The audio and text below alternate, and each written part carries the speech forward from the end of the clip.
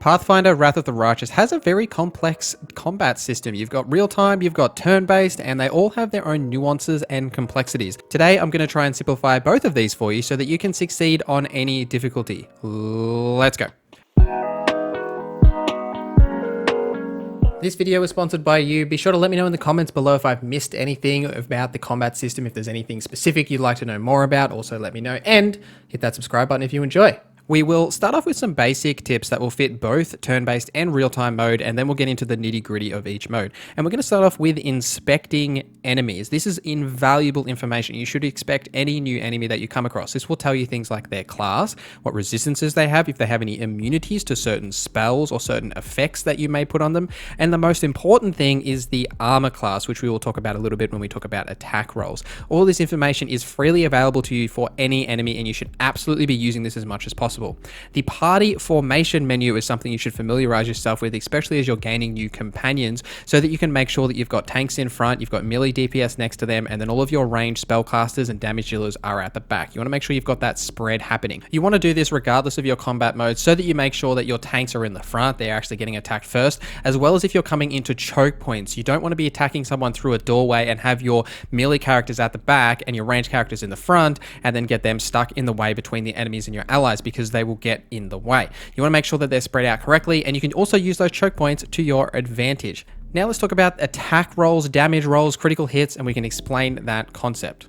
When you're attacking enemies, there are three things that you need to focus on. There is the attack roll, the damage after that if you do trigger the attack, and then sedentary, there is critical if you do trigger critical attacks.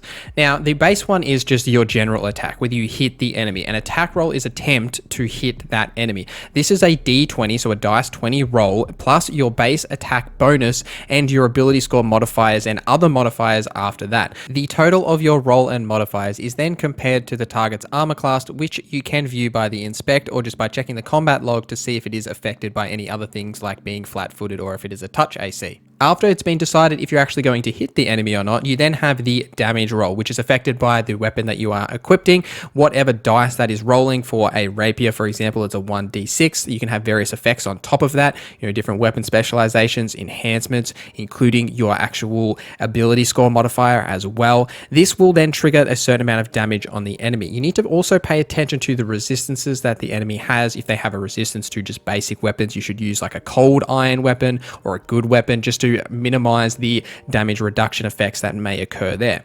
Separate to this, there is also critical damage. When you do trigger an attack roll, if you hit within a particular range, for most weapons it is just rolling a straight d20, although some weapons do have a extra range for this. For example, this rapier has 18 to 20, so if my attack roll is between 18 to 20 on the dice that is rolled, it has the opportunity to be a critical hit. What that means is it will become a crit opportunity, and you will then have to decide whether it does confirm to be a critical. So in a second attack roll will then be triggered. That second attack roll just has to pass the character's AC or armor class. If it does pass, it then is a critical hit. And then from there, it will apply whatever modifier it does. For this rapier, again, it's a ×3. Attack of opportunities work a little differently in Pathfinder compared to other Dungeons & Dragons game. You have the most noticeable attack of opportunity, where if you move out of the range of a melee character, you will get hit with an attack of opportunity. You can see this by the green bar of when you're moving around. If it's got a little red bit, that means you will trigger an attack of opportunity.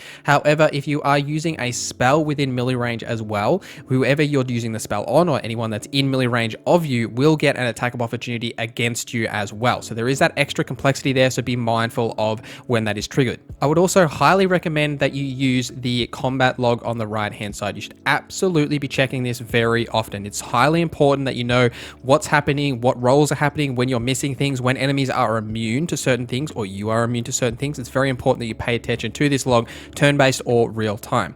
And now let's get into turn-based. For this mode, I primarily use this mode if I am attacking a boss or really tough encounters that require a lot of intricacies and making sure that my party is in the right position, making sure I'm getting the right attacks off, and just general hard encounters is when I use this turn-based mode. Turn-based mode has multiple different actions that you can trigger per turn. You have standard actions, move actions, swift, and free actions. You can check all of this information in the encyclopedia, but a standard action is most of the general actions that your character will take aside from movement. So most spells, most just general attacking, swinging weapons, that kind of thing. This is your standard action that you'll have most turns. There is also a full round, which will allow you to use your move action to do something else, like casting multiple spells, or in some cases you can use a full round to shoot multiple arrow shots, for example.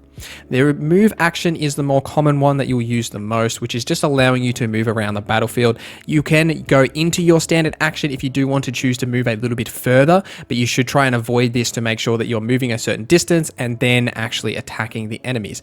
Swift actions and free actions are two separate things entirely. A swift action consumes a very small amount of time, but represents a large expenditure of effort or energy than a free action. You can cast one of these per turn. These will be little smaller spells like Smite Evil for a paladin. Some combat options are free actions and meant to be combined with an attack. These are often feats like Perfect Strike or Point Blank Shot. You can use that to combine it with the action that you're making itself. There is also a surprise round which you can trigger if you do attack enemies first. This will give you a single action that you can use to either move or attack. You can't do both in this surprise round that you get with all of your companions and yourself. You can use this action doing either one, and with ranged characters you should be attacking, and it's a good idea to use this time to get your melee characters into a position that you can use. You could also make them attack if you are going to get them close enough in stealth. However, it's virtually impossible to get right up close to enemies in stealth unless you're a stealth god. The last thing that I will touch on for turn-based is in the game section of the options menu, you can toggle related settings for turn-based mode. The one or two settings technically that you should pay attention to is the animation speed. You can crank the animation speed so you're not watching these animations play out, just to make the turn-based mode a little bit faster for you. If that is something that you do struggle with, thinking the turn-based mode is too slow, you can increase the speed via this method.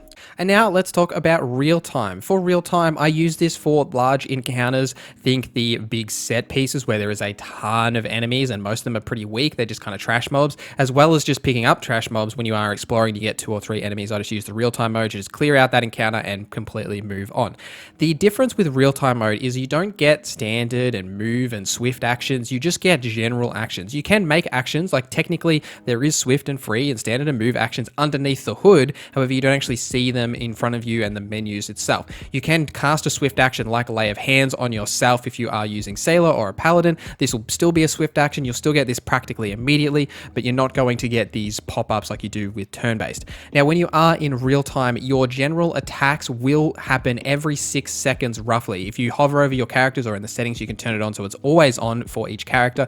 You can see a rough time frame for when their next action is going to occur. So you want to try and time this carefully so that you're actually using these actions and you're not letting them go to waste. Something else that you can do if you want to just play on kind of like an autopilot is if you right click a spell, your companions will use that spell instead of whatever their normal action is until they run out of spell slots or the combat encounter is over. So it's a good way that you can not micromanage everyone. You can just right click, I know I want to use that spell a couple of times, right click that, move on to someone else, and then keep moving on. In the real time mode, I mostly focus on just my healer. That's the key thing I want to make sure is that I'm triggering my heals when I need it to do, and then just kind of let everyone else autopilot, make sure they're using the right spells, but for the most part, I just let them run around. In the menus, again, there is some really good settings you should look at for the real-time mode in the auto pause section. The ones that I highly recommend you turn on is so that you have an auto pause when an enemy comes into view. This will also happen outside of combat, so you can occasionally get a surprise attack on enemies just by having this option turned on, and pause on low health. So when a companion or yourself get on low health, the game auto pauses, just because it's very easy to miss things when things are just happening out in front of you. You can AFK, look at your other screen, do whatever, and then someone might die without you realizing. So it's good to have these options turned on. Outside of both of the combat modes, I don't want to get too in-depth to how you should play the game, your classes and everything like that. That's really up to you, and it's kind of its own video topic, but some general things that you should focus on is having a character that is basically a tank. So whether that be a paladin or a fighter or just someone that can take a huge brunt of damage. A companion for this is Sealer, a healer like Darian or Sosul in your party, a ranged DPS user using, weapons like a bow or a crossbow, as well as a ranged spellcaster, whether that be Ember, who has a lot more hexes and effects that they can apply to the enemies, as well as some burning spells. She can be very good. Just don't use weapons with her because she has horrendous weapon usage. Or Nenio, which also has some really good spells that you could use. And obviously you can fill any of these roles yourself. You know, you could also have melee DPS, which I am personally playing as a melee DPS. Plenty of options that you can play around with in the combat system. There is so much class choice in this game. It's beyond ridiculous. Make sure you are buffing your party outside of your combat encounters, you know, using things like mage armor or bless even in combat. You can also use spells like sleep or slumber to actually put enemies asleep and disable them so that they aren't attacking you during combat. Then you can focus fire onto other enemies while they're sleeping or out of commission.